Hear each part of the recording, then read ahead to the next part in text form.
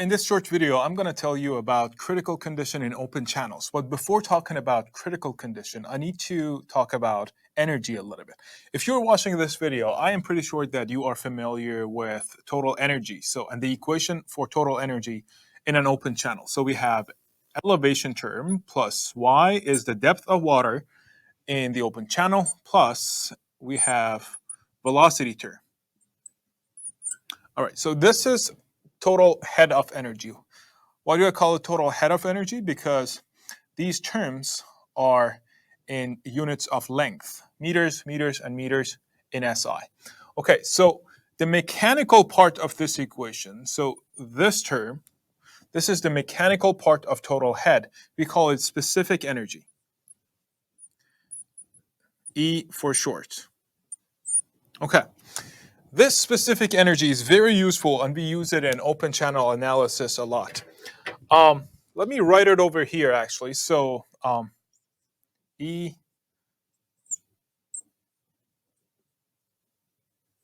Okay. And we also know that this is known that if you want to calculate velocity given discharge, so discharge divided by cross-sectional area is velocity. Let's put velocity in this equation.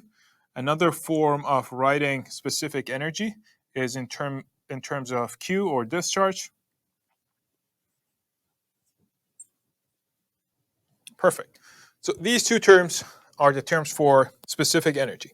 Now, my question for you is, how can we plot this to figure out the general shape of the curve that it gives us, right? What do I mean by that? Let's say that we have x-axis is specific energy, and y-axis is depth, or y, right? So we want to plot this. First of all, we need to assume a constant q, right? When you have a constant q, then you will be able to plot this equation. You'll try different values for depth, and you will get different values for E, and then you can plot this, right? So having a constant q, and let me show the bisector of this plot over here, and this line that I'm showing right now, this is the bisector. Okay, if you plot this, you will get a curve like this. Notice that this line is asymptotically approaching this bisector, right? Okay, so this curve represents this equation. Now, we want to find a critical condition, so we need to define what critical condition is. Critical condition is when specific energy is minimum specific energy over here, okay? And then the depth that represents this minimum specific energy is called Y sub C, or critical depth. Critical depth. This sometimes is called also E sub C, or critical specific energy as well. Okay, so our goal is to take this equation and figure out YC and E min. Okay, how do we do that? Well, if you have a mathematical equation and you want to find its minimum, what you're going to do is going to take the derivative of that equation in terms of, in this case, y, right? So what we need to do is to take derivative of specific energy in terms of y, and this should be equal to 0, okay? This gives me yc, and also this gives me E sub min as well. Okay, how do we do that? Let me clear the board and we get into it and take the derivative of this equation. All right, I have specific energy over here, and I have derivative of specific energy over here. When y, or depth, is equal to critical depth, we want to equate this to 0, so we can find yc. The goal is to find yc and minimum specific energy, right? This is the goal. Okay, let's take the derivative of this equation. The left-hand side is obviously dE over dy, and the right-hand side, taking the derivative of y in terms of y, it would be dy over dy, which is 1, plus they're taking the derivative of this term, q and g, they do not have any depth representation in their equation, right? They're constant. So they can be out over here. So q to the power 2 2g. And then we are going to take the derivative of a in terms of y. Why do we take the derivative of a? Because cross-sectional area has depth represented in it. Let me show you. So if I have this rectangular channel, which has the bottom width of little b and depth of y, area is going to be y times b. So it has a y in it. I cannot take it out of this derivative in terms of y, right? That's why I have it over here. Okay, so, and obviously this should be equal to 0 because we want to find the minimum. Okay, so this term is 1 plus this term. We need to figure out a way to have dA out of this. So it would be taking the integration of this, and then we have dA dy. In other words, we're going to have this term over here, q2 divided by g, a to the power 3, and then we have dA over dy. What I did over here just took the integration of that. Now, if you basically take the derivative of a to the power 3, it would be this 1 over a to the power 2, and this should be equal to 0. Okay, you're going to ask me, how about this now? What do we do with this? And I'm going to tell you that's pretty easy. So if this is an irregular bed cross-sectional area of a channel, and this is the depth of water, okay, I'm going to select a very teeny tiny strip over here. This is the strip that I have selected.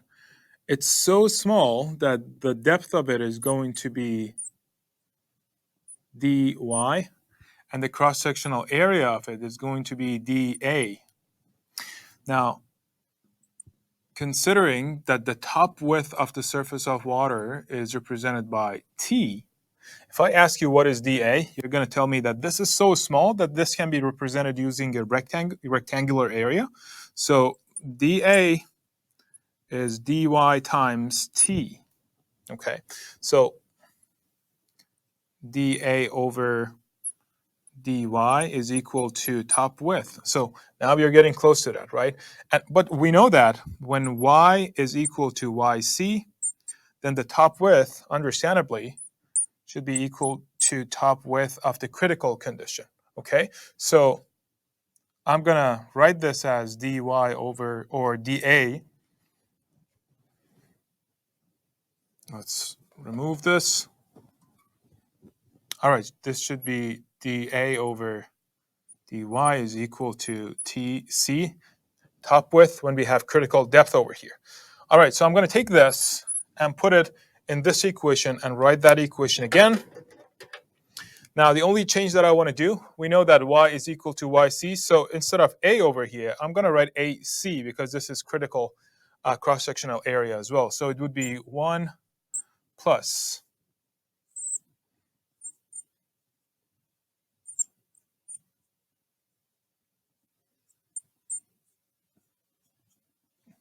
all right, so we are getting close. I'm going to actually move these things around a little bit and then write it down.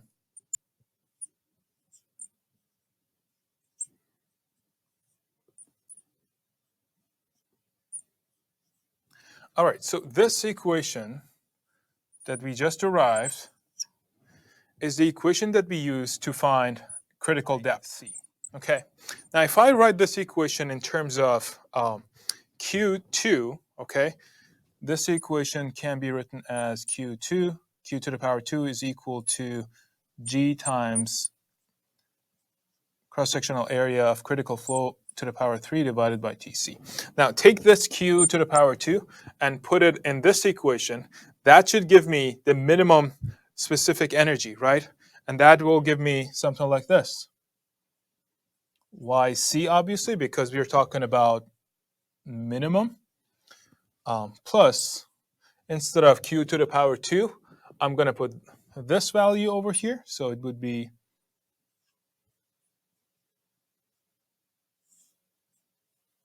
and then we have the denominator over here, 2g times 2g times AC to the power 2. And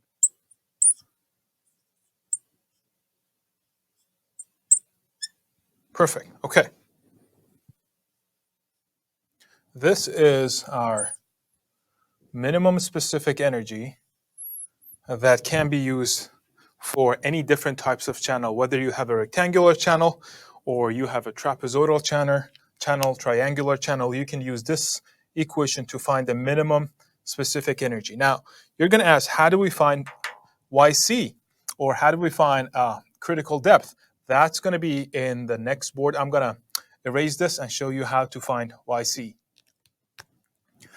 All right, this is the critical equation that we derived from the previous board. Now, what we are going to do is to find critical depth for a specific channel.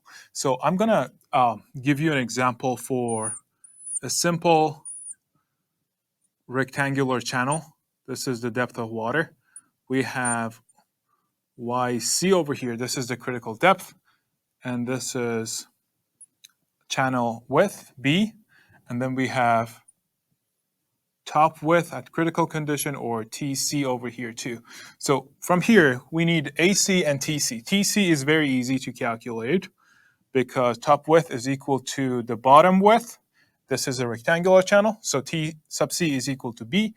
And then critical area is critical depth times width. So it would be YC times B. All right, let's take these values and put it in this equation. Should be pretty straightforward. We have discharge to the power 2 divided by G. Okay, so this side of it would be B to the power 2 times Y sub C to the power 3. And we want to find Y sub C, right? So I'm going to take B to this side of the equation and write YC. So this would be YC is equal to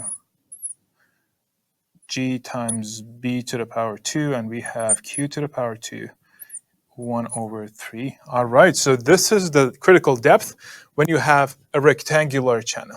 Remember, if you have a trapezoidal channel, triangular channel, or circular channel, this depth is going to be calculated using a different equation. However, this equation, you can always use it and put different values into it to find that specific equation, right? So this is the general equation for critical condition.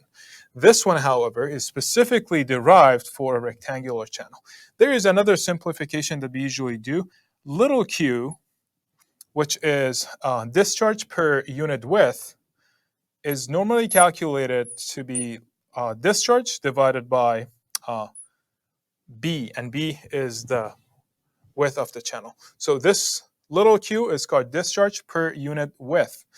Now, from this, you can tell that Q is little q times B. Okay, put this into this equation and write YC and recalculate YC. So this would, all right, these two cancel each other out. So essentially, YC also can be calculated using this simplified equation. These two will give you the same YC, obviously. The only difference is that this is written in terms of volumetric flow rate. This is written in terms of discharge per unit width, all right? So what we did in this video, just to recap, we calculated minimum specific energy. Sometimes we show it by EC, E critical. And also we calculated YC, and YC is critical depth.